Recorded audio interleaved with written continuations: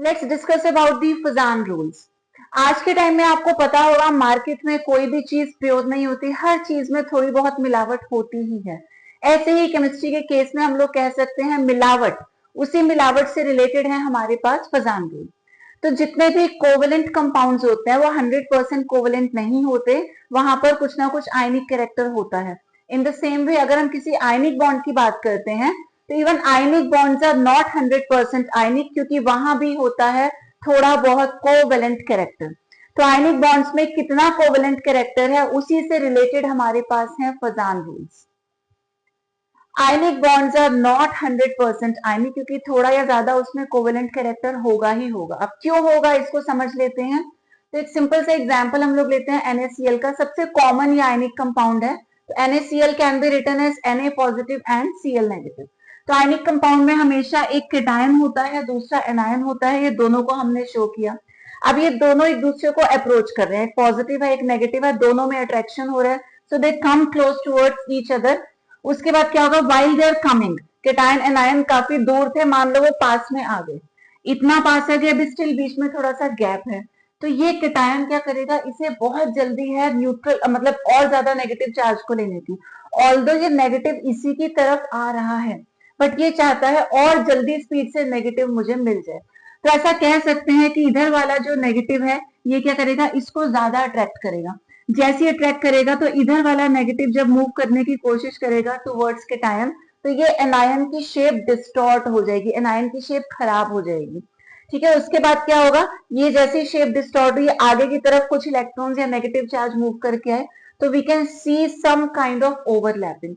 अब ओवरलैपिंग कहाँ होती है वो हमने पढ़ा है कोवेलेंट बॉन्ड के केस में। तो वैसे तो ये आयनिक बॉन्ड था, क्योंकि एक पॉजिटिव आयन था दूसरा नेगेटिव आयन था, अट्रैक्शन से आयनिक बॉन्ड बनता है। लेकिन उस अट्रैक्शन के साथ साथ क्योंकि केटायन को जल्दी थी इलेक्ट्रॉन क्लाउड को खींचने की, उसने जैसे अट्रैक्ट किया एनायन की शेप डिस्टॉर्ट हुई, साथ ही साथ थोड़ी सी ओवरलैपिंग हो गई, तो इस आयनिक बॉन्ड में आ गया कोवेलेंट कैरेक्टर।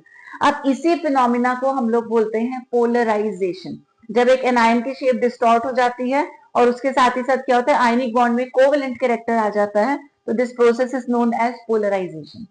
अब केटायन के पास कितनी पावर है उस एनायन के इलेक्ट्रॉन्स को खींचने की, उसको बोलते हैं पोलराइजिंग पावर। और जो एनायन है वो किस हद तक डिस्टॉर्ट होगा, कितना ज्यादा हो पाएगा, उसको बोलते हैं पोलराइजेबिलिटी। तो तीन अलग अलग टर्म्स जरूर है, मीनिंग सबका सेम है। केटायन एनायन की शेप को बिगाड़ देता है तो इसकी पावर हो गई पोलराइजिंग पावर, इसकी बिगड़ने की पावर हो गई इसकी पोलराइजेबिलिटी, और ये जो पूरा प्रोसेस है इसको बोलते हैं polarisation. And remember, the greater is the polarization produced, more is the neutralization of charges। ये भी आप ध्यान रखना, जितना ज्यादा पोलराइजेशन होगा मतलब पॉजिटिव की तरफ नेगेटिव आएगा, पॉजिटिव नेगेटिव क्या होगा, न्यूट्रलाइजेशन हो जाएगा, and hence the ionic character decrease. और चार्ज जैसे जैसे कम होता जाएगा तो आयनिक कैरेक्टर कम हो जाएगा, क्योंकि जो आयनिक कैरेक्टर है वो चार्जेस की ही वजह से होता है। तो पास में आने से चार्जेस कम हो गए, देयरफॉर आयनिक कैरेक्टर डिक्रीज हो गया, देयरफॉर कोवेलेंट कैरेक्टर वहां पर आ जाता है। अब बात कर लेते हैं about the factors affecting polarisation. तो सबसे पहला फैक्टर है small size of cation. Cation का साइज जितना छोटा होगा उतना ही उसकी पोलराइजिंग पावर हो जाती है। ऐसे अगर हम LiCl और KCl को कंपेयर करें, दोनों केसेस में एनायन तो सेम है, उसे छोड़ देंगे। अब कंपेयर करेंगे लिथियम को पोटेशियम के साथ, तो लिथियम का साइज छोटा है, पोटेशियम का साइज बड़ा है। तो जहां केटायन का साइज छोटा होगा उसका कोवेलेंट कैरेक्टर हमेशा ज्यादा होगा। सिमिलरली अगर एनायन की टर्म्स में बात करते हैं तो large size of anion, anion जितना बड़ा होगा उसके इलेक्ट्रॉन्स का जाना उतना इजी होगा, तो पोलराइजेशन उतना ही ज्यादा हो जाएगा। Therefore large size of anion. अब ये जो एग्जांपल्स हैं सबका केटायन सेम है लिथियम। एनायंस अगर हम कंपेयर करें, फ्लोरीन, क्लोरीन, ब्रोमीन, आयोडीन, सबसे बड़ा आयोडीन है। तो जितना बड़ा एनायन का साइज होगा उतना ही ज्यादा यहाँ पोलराइजेशन होगा, तो आयोडीन में सबसे ज्यादा, फ्लोरीन के केस में सबसे कम। अब कई बार क्या होता है साइज वगैरह सेम आ जाते हैं, इन दैट केस हम लोग चार्ज को देखते हैं। तो more charge on cation as well as anion. तो चार्ज जो है केटायन पे ज्यादा हो या एनायन पे ज्यादा हो, उस केस में पोलराइजेशन हमेशा ज्यादा होगा। क्यों होगा, केटायन पे जितना ज्यादा चार्ज है इसकी पोलराइजिंग पावर उतनी बढ़ जाएगी, ऐसी एनायन पे जितना ज्यादा नेगेटिव चार्ज है उसकी भी पोलराइजेबिलिटी बढ़ जाएगी। For example NaCl, MgCl2, AlCl3।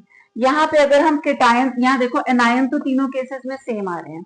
अब साइज वाइज अगर बात करें तो सोडियम के पास होते हैं कितने 11 इलेक्ट्रॉन्स, मैग्नीशियम के पास है 12, एल्यूमिनियम के पास है 13। यहाँ साइज में यहाँ हम चार्ज की बात कर रहे हैं तो ये माइनस आ गया, दिस इज पॉजिटिव, Mg का चार्ज हो गया 2 पॉजिटिव और Al का चार्ज हो जाएगा 3 पॉजिटिव।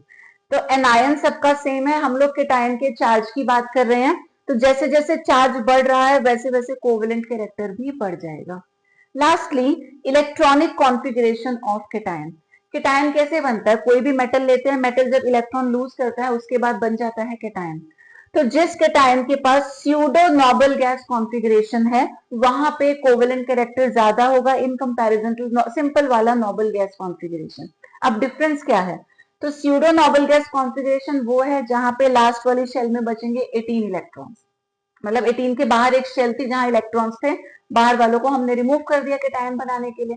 तो अब जो लास्ट है उसमें 18 इलेक्ट्रॉन्स अगर होंगे तो यहाँ पर जो है पोलराइजेशन ज्यादा होगा in comparison to 8 electrons in the valence shell.